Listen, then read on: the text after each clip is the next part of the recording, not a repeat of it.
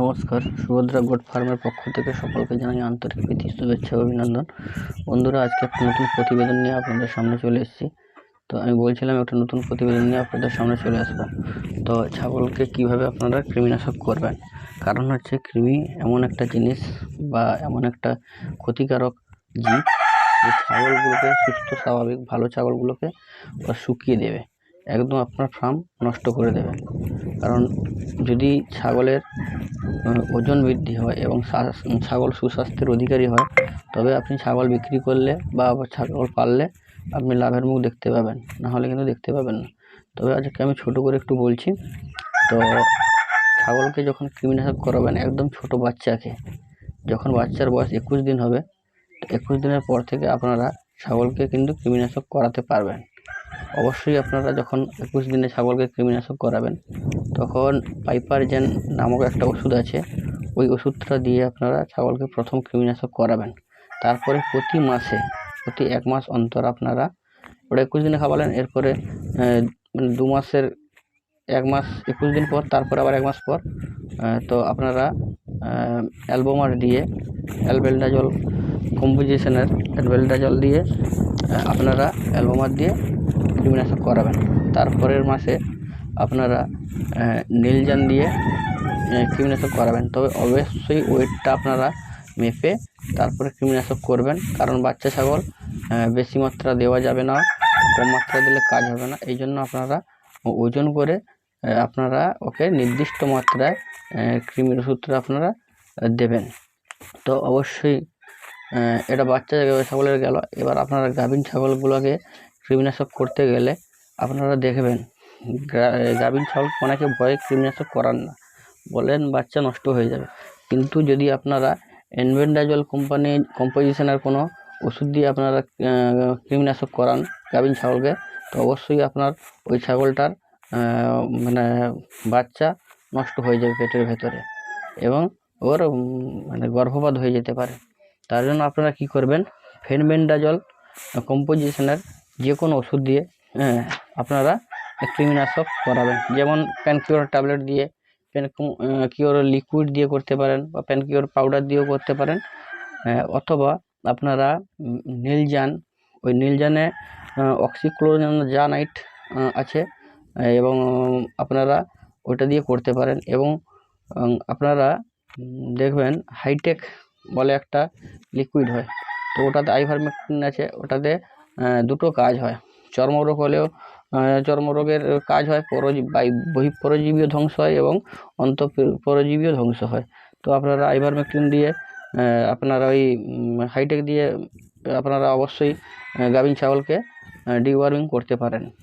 তো আরেকটা কথা হচ্ছে যে কোন কোন ছাগলকে আপনারা কি কি কৃমির জন্য কোন কোন গ্রুপের ওষুধ খাওয়াবেন। তো আপনারা অবশ্যই দেখবেন, যদি আপনাদের কৃমি হয়, গোল কৃমি হয়, তাহলে ফেনবেন্ডাজল কম্পোজিশনের ওষুধ দিয়ে আপনারা কৃমিনাশক করলে ভালো ফল পাবেন। আর যদি আপনারা দেখবেন ফিতা কৃমি হয়, মানে যেগুলা লম্বা লম্বা খাঁচ কাটা থাকে, ওইগুলোকে ফিতা কৃমি বলে। তো ওদেরকে নিউক্লোসামাইট দিয়ে কিন্তু কম্পোজিশনের এটা দিয়ে কৃমিনাশক করালে কিন্তু ভালো রেজাল্ট হয় এবং ভালো কাজ দেয়। আর ফ্লু কৃমির জন্য এই যে বললাম অক্সিক্লোজানাইট, মানে ওই যে আপনার নীলজান, তো ওইগুলো দিয়ে কৃমিনাশক করলে কিন্তু ভালো কাজ দেয়। এবং কৃমির বিভিন্ন রকম আরও দামি দামি ওষুধ আছে বিভিন্ন কোম্পানির, জাইক্লোজ আছে, ওই জাইক্লোজ দিয়েও কৃমিনাশক করলে, যখন কোনো কৃমির ওষুধ কাজ করছে না, আপনারা জাইক্লোজ দিয়ে কৃমিনাশক করালে কিন্তু আরও ভালো কাজ দেয়। তো অবশ্যই আপনারা কৃমিনাশক করাবেন, যে ওগুলোতে কিছুগুলো সতর্কতা আপনাদের অবশ্যই রাখতে হবে।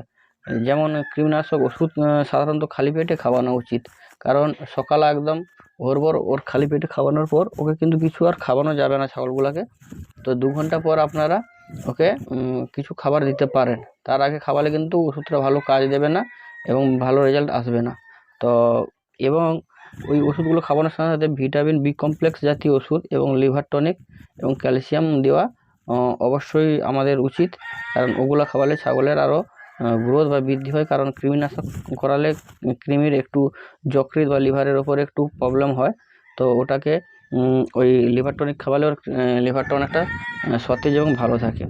এবং অসুস্থ অবস্থায় ছাগলকে কোনোদিন কৃমিনাশক করাবেন না, কারণ অসুস্থ অবস্থায় কৃমিনাশক করালে ছাগলটি মারা যেতে পারে। এবং দেখবেন আরেকটা ব্যাপার, যখন কৃমিনাশক করাবেন এর মাঝে মধ্যে আপাতত বছরে 1-2 বার আপনারা কৃমি পরীক্ষাটা একটা প্রাণী সম্পদ দপ্তরে করিয়ে নেবেন, সরকারি স্বাস্থ্যকেন্দ্রে। কারণ দিলে আপনার বুঝতে ভালো হবে আপনার ছাগলগুলো কোন কৃমিতে আক্রান্ত হয়, সেইভাবে ওষুধটা দিলে কিন্তু আপনার ছাগলের ক্ষেত্রে ভালো। তার কারণটা হচ্ছে অজান্তে আমরা ভাবছি যে ওর হয়েছে ফ্লুক কৃমি, আমরা ওকে দিচ্ছি গোল কৃমির ওষুধ, যাই একটা দিয়ে দিলাম, শুনে নিলাম এই ওষুধটার নাম দিয়ে দিলাম, তো ওর কিন্তু কাজ করবে না, ওই কৃমিগুলা মরবে না, ফ্লুক কৃমিগুলো মরবে না। এবং দেখবেন ফিটা কৃমির ওষুধ দেওয়ার জন্য ওই কৃমিকে আরও শক্তিশালী এবং সতেজ হয়ে যাবে। তো অবশ্যই আপনারা জেনে শুনে ডাক্তারবাবুর সঙ্গে আলোচনা করে কৃমির ওষুধগুলো প্রয়োগ করবেন এবং আপনার খামারের উন্নতি সাধন করবেন। তো আজকে এই পর্যন্ত। পরবর্তী ভিডিওতে আপনাদের জন্য আরও একটু বিস্তারিতভাবে নিয়ে আসবো ছাগলের বিভিন্ন সমস্যা এবং বিভিন্ন অসুবিধা নিয়ে। তো আমার চ্যানেলে যদি ভিডিওগুলো আপনাদের ভালো লাগে লাইক করবেন, সাবস্ক্রাইব করবেন এবং কমেন্ট করবেন। তো আজকে এই পর্যন্ত। নমস্কার। সুভদ্রা গোট ফার্মের পক্ষ থেকে সবাইকে